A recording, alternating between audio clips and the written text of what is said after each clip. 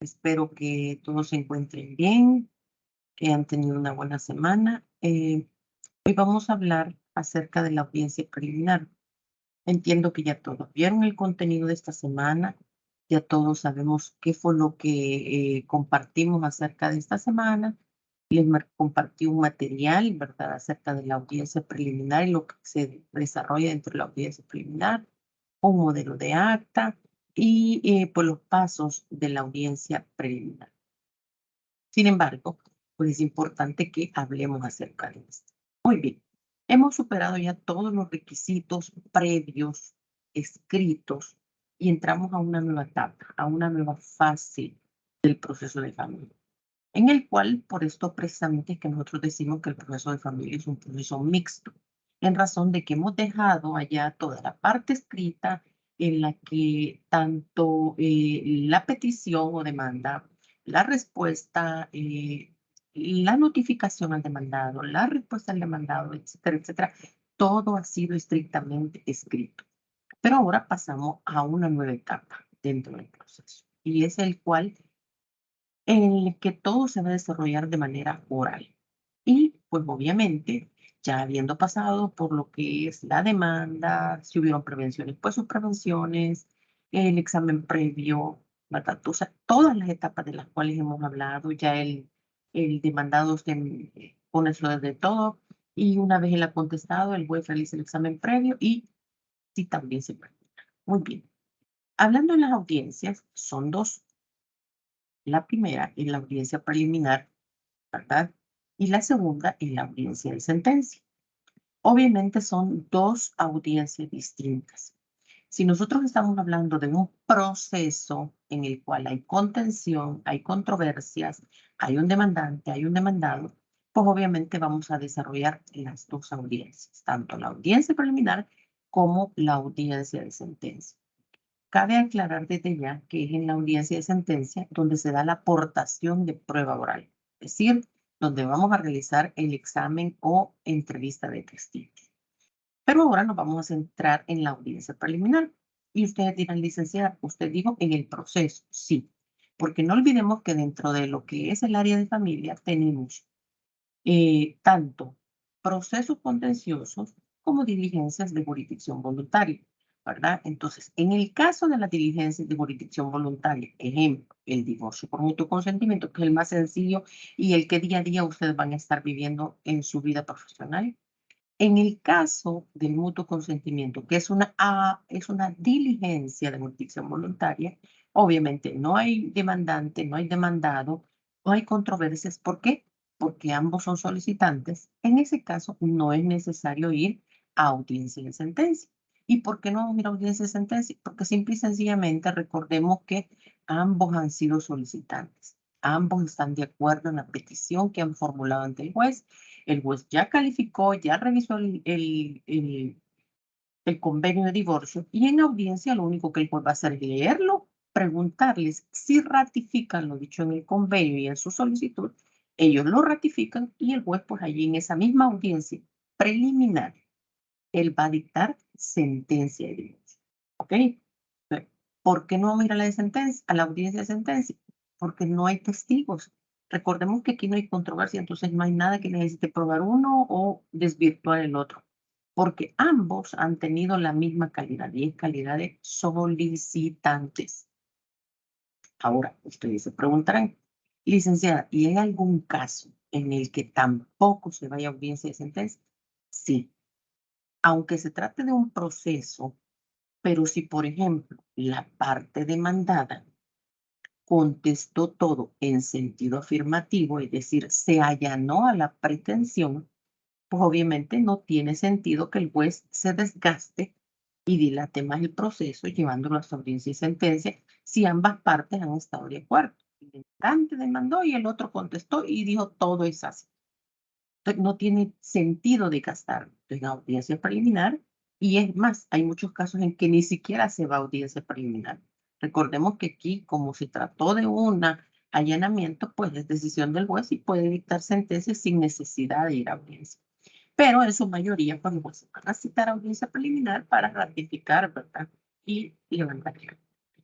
Ahora bien, Puede ser también, y aquí vamos con el contenido de la audiencia preliminar, que en esa audiencia preliminar ellos lleguen a un acuerdo. Y es por eso que ahora nos vamos a dedicar a hablar un poquito acerca de lo que expresamente puede suceder, ¿verdad? Dentro de la audiencia preliminar. ¿Ok? Bueno, este esquema que ustedes están observando acá ya se los compartí en clase, que es la organización de la audiencia preliminar, ¿verdad? Obviamente, fíjense bien, esa audiencia preliminar es muy importante que nosotros la conozcamos. ¿Por qué? Porque obviamente dentro de esta audiencia preliminar es donde se va a desarrollar, ¿verdad? Todo lo que tiene que ver con el proceso de familia, ¿verdad? O sea, aquí estamos hablando de lo que va a suceder en esa audiencia preliminar. Ahora sí, pues, a grandes rasgos, fíjense bien, obviamente lo primero que va a suceder es que se dé lo que es la identificación de la autoridad judicial y sus auxiliares. Es decir, el secretario se va a tomar la tarea de identificar al juez, ¿verdad? De identificar las partes y sobre todo, ¿verdad? De que quede clara la autoridad y la potestad jurisdiccional con la que el juez está dirigiendo esa audiencia.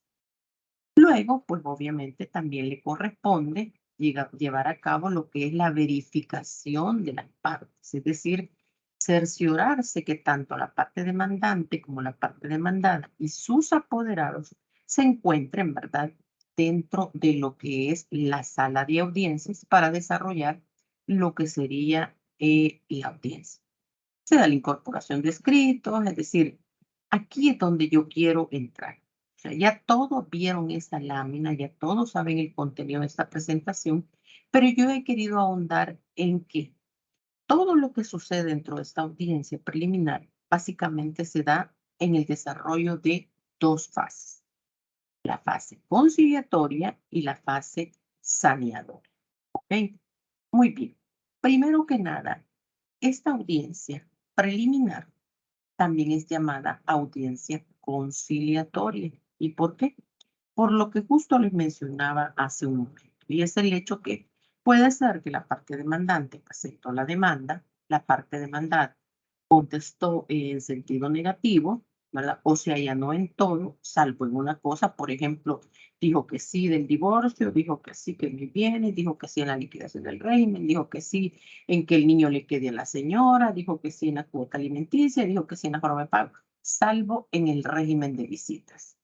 O sea, que estuve de acuerdo todo, menos en el régimen de visitas, porque ella dijo que le ponía un régimen, ¿verdad? Obviamente supervisado y limitado. Es decir, que solo puede ver una vez cada 15 días en un lapso de 3 horas y debe de ser en la casa de él. Y él está de acuerdo en todo, menos en el régimen de visitas. Obviamente, esta audiencia preliminar da esa apertura, esa oportunidad para que las partes se pongan de acuerdo en esos detalles, en esas pretensiones que son accesorias, pero que son también importantes porque son parte de los acuerdos y de lo que el juez va a resolver. Esa fase conciliatoria la encontramos nosotros de los artículos 102 al 105 de la Ley Procesal de Familia. Y obviamente esta fase conciliatoria de la cual vamos a hablar ahorita cuenta con una organización lógica y secuencial, ¿verdad? Que lo que hace es justificar, fíjense bien, la necesidad de instruir el proceso de familia y obtener la respectiva sentencia definitiva allí mismo, en esa audiencia. Obviamente, esta justificación va paso a paso y agotando, ¿verdad?, todas las posibilidades que se les permiten a las partes de manera libre y expresa, es decir, respetando la autonomía de las partes. Y esto hace que obviamente se componga o se ajusten sus diferencias sin necesidad de que un tercero interponga su voluntad o plena sabiduría. Es decir, el juez aquí les da esa apertura para que ellos decidan, para que ellos lleguen a ese acuerdo, a ese avenimiento sin ser él quien decida por ellos. En esta primera fase es por esto que lo que se da es una orientación. El juez concede esa oportunidad a las partes para que concilien de aquellas pretensiones que lo permiten. Porque, ojo, no todas las pretensiones pueden ser conciliables, ¿verdad? como las relaciones, como todo lo relacionado a la unión no matrimonial. Es decir, ahí no se trata de que se pueda conciliar o existió o no existió las declaratorias de nulidad de matrimonio, ¿verdad? O sea, eso tampoco es conciliable. Si existieron causas de nulidad absoluta, pues no hay manera de conciliarlo, ¿verdad? Todo esto, fíjense bien, es oportunidad que el juez le da, es con el fin de que encuentren una solución a su conflicto, ¿verdad? Sin que esto provoque alargar más el trámite. Es decir, en esta fase conciliatoria existen tres posibilidades. Uno, que las partes concilien totalmente. Es decir, aquí alcanzaron todo el acuerdo, llegaron a los puntos de controversia y dijeron, todo ya lo arreglamos, señor juez, y sí, estamos de acuerdo. Obviamente, muchas veces debe de darse un debate y el juez actúa como un mero conciliador para llegar a ese avenimiento que tanto se busca. En ese caso, y si los acuerdos a los que han llegado no vulneran derechos, el juez homologa lo que ellos han establecido, aunque en la contestación dijo una cosa, pero que ahí en la audiencia llegan a ese acuerdo, pues el juez homologa esos acuerdos y dicta el fallo y sentencia inmediatamente. Entonces, el proceso termina allí, en la audiencia preliminar. Lo segundo que puede darse es que las partes concilien parcialmente, es decir, no alcanzaron completamente los acuerdos en los puntos de controversia, ¿verdad? Y entonces no pareciera, quedan más bien algunos puntos todavía pendientes de controvertir, ¿verdad? Allá en audiencia de sentencia. Pueden conciliar, por ejemplo, en los cuidados personales, ¿verdad? Sí, pero resulta que en la cuota alimenticia no se pusieron de acuerdo. Ella pidió 500, él dijo que le daba 300, el juez quiso mediar hasta cuánto puede usted dar a su hijo o para los gastos de su hijo, señor, hasta cuánto cree, pero no se logra, ¿verdad? Entonces, aunque todo él lo contestó en sentido negativo, pero allí en la audiencia preliminar llegan a acuerdos en el régimen de visita, llegan al acuerdo de que sí está bien que le quede a ella el niño, que la visita van a ser dentro de estos días, en estos plazos, en estas horas, que quedan de acuerdo en que sí está bien que me descuenten en planilla. El problema fue la cantidad. Él no llegó a ese acuerdo. Entonces, la conciliación fue parcial. En ese caso, el juez puede homologar lo que ya llegaron a un acuerdo, pero se entra en este caso a la fase saneadora. Y es decir, tiene que resolverse sobre esos puntos controvertidos. ¿Qué sucede con esto? Pues como no llega a ningún acuerdo, hay que ir a audiencia de sentencia, por eso que no se acordó. Quiere decir que la audiencia de sentencia se va a centrar sobre esos puntos a los que no se llegó a la conciliación. Y la prueba entonces debe de, obviamente, ser dirigida a ese punto, porque es lo que el juez tiene pendiente de resolver.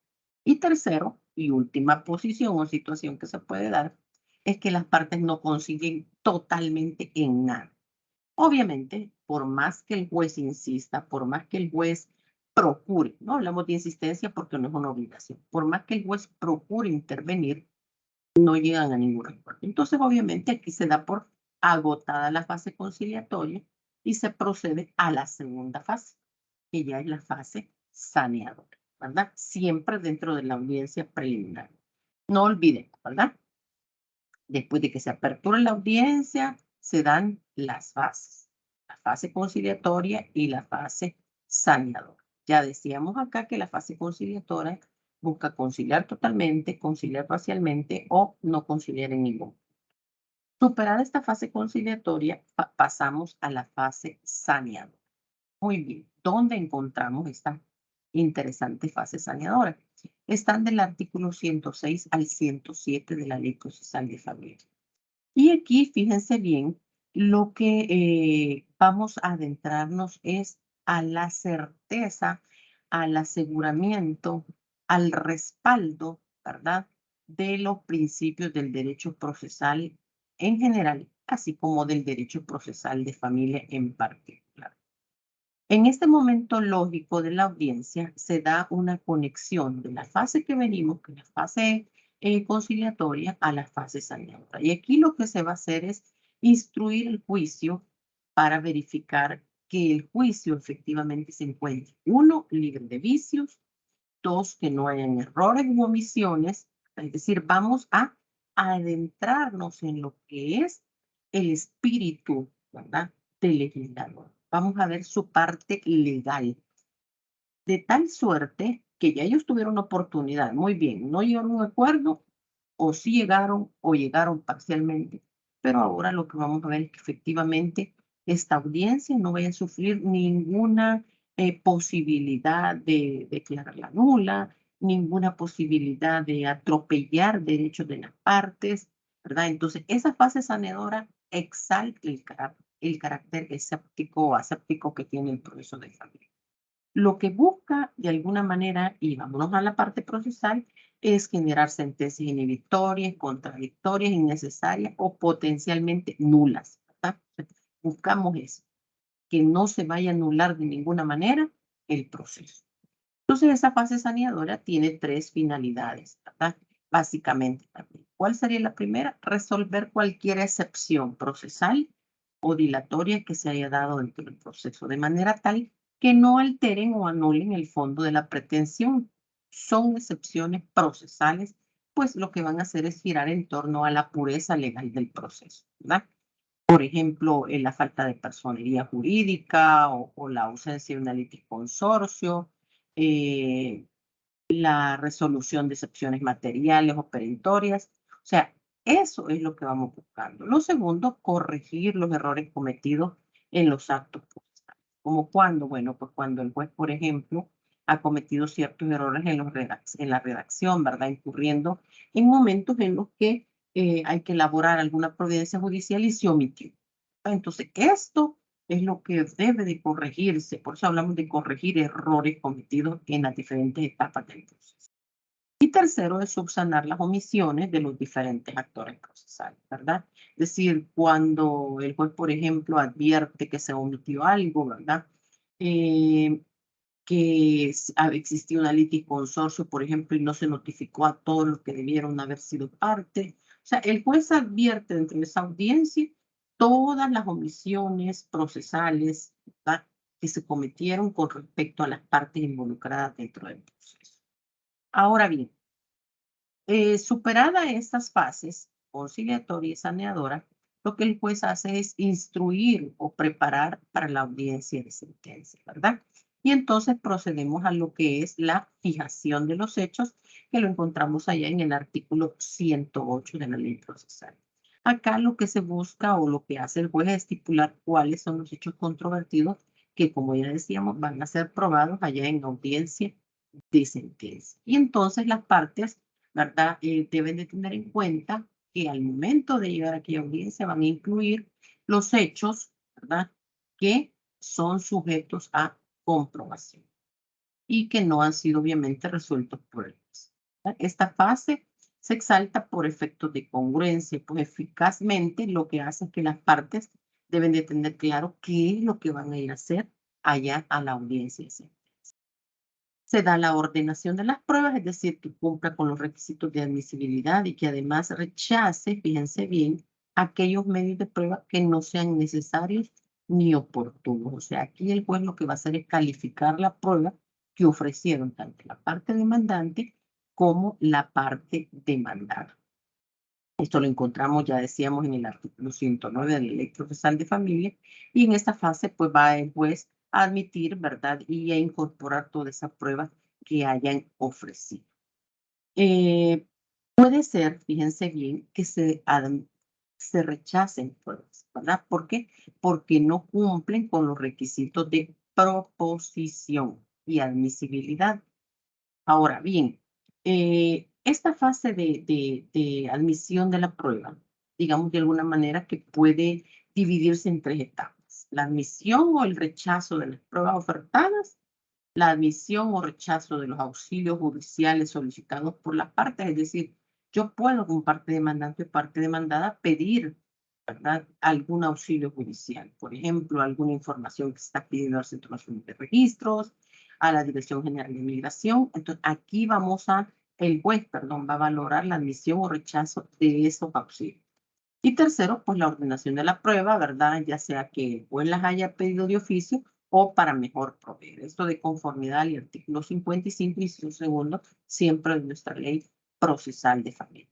Y obviamente el último momento de la organización de esa audiencia es el señalamiento de la audiencia de sentencia. Es decir, ordenada la prueba, finalizar esa fase, el juez procede a señalar fecha y hora para la celebración de la respectiva audiencia de sentencia y que puede darse, ¿verdad?, dentro de los 10 y los 30 días hábiles siguientes a la celebración de la audiencia preliminar, esto de conformidad a lo que establece el artículo 36 de la Ley Procesal de Familia.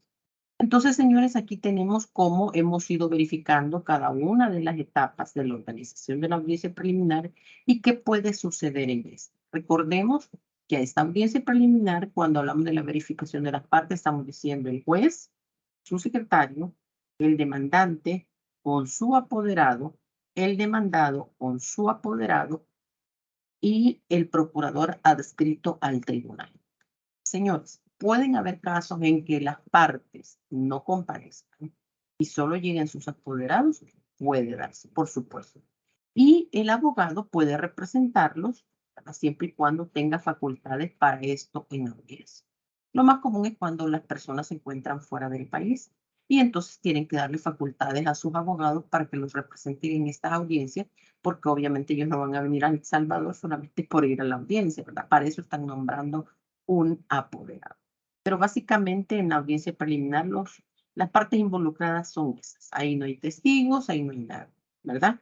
¿Por qué? Porque es la audiencia a la cual se le denomina preliminar o conciliatoria. Es oportunidad, digámoslo así, última que la misma legislación le concede a las partes para que lleguen a esos acuerdos, a esos avenimientos que son necesarios para resolver de una manera más amigable, ¿verdad?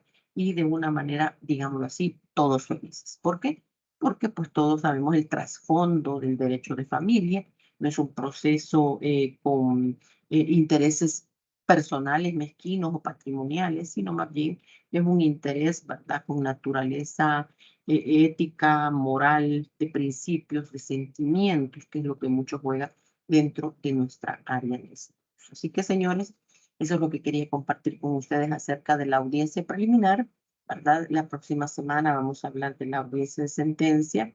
Si por ahí dentro del material hay un link de una audiencia que se ha grabado con estudiantes en las prácticas, ¿verdad? Obviamente cuando ellos pueden venir acá a la universidad para que pues, ustedes se hagan una idea de más o menos de cómo funciona y de cómo se realiza esto. Bien, un gusto nuevamente que pues, podamos compartir los conocimientos y lo interesante de nuestra asignatura. Bendiciones para todos.